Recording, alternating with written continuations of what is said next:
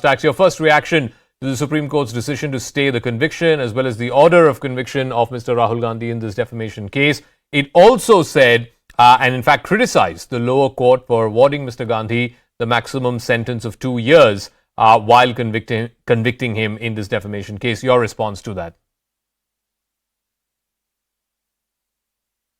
I think it's a historical judgment in the sense that no other criminal defamation case has attracted a full punishment of 2 years and subsequent, loss of membership of the House. So the court, I think, rightly has said that there was no justification as to why this was imposed on Mr. Gandhi.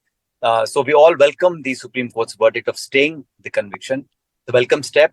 I think the Supreme Court has stood tall and given a verdict that all of us were expecting. And this justice that we have gotten now was expected in the lower courts and high court. Unfortunately, that was not to happen.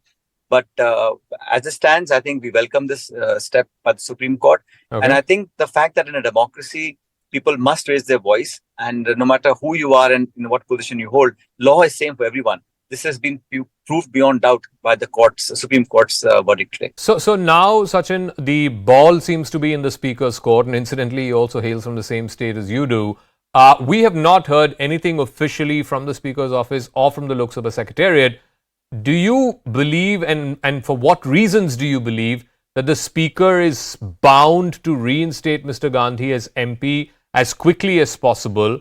Because, like I've been pointing out in the debate as well, the precedent, at least in the Lakshadweep MP's case, happens to be that he sat for 2 months before deciding on the case. So what if that happens? What if the Speaker decides to sit on this case? That would be most unfortunate. But I don't think, because the Speaker also is a constitutional position, Speaker of the Lok Sabha.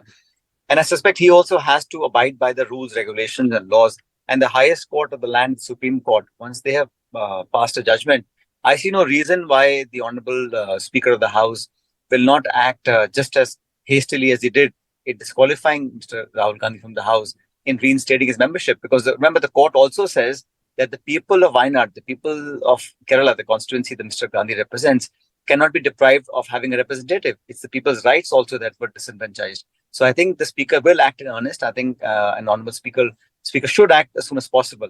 I would urge him to do that. And are you hopeful that the Speaker acts in a way as quickly as possible so that Mr. Gandhi can be reinstated as MP before the debate on the no confidence motion begins, so that it gives him a chance to speak in Parliament? Well, I certainly hope so, while I can't speak on behalf of the Speaker.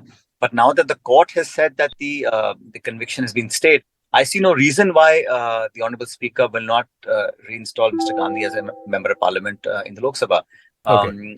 Because the Speaker, I think, himself understands the rules and the legal at all. So I think very soon we'll have Mr. Gandhi back in the Lok Sabha, and hopefully before the debate on the...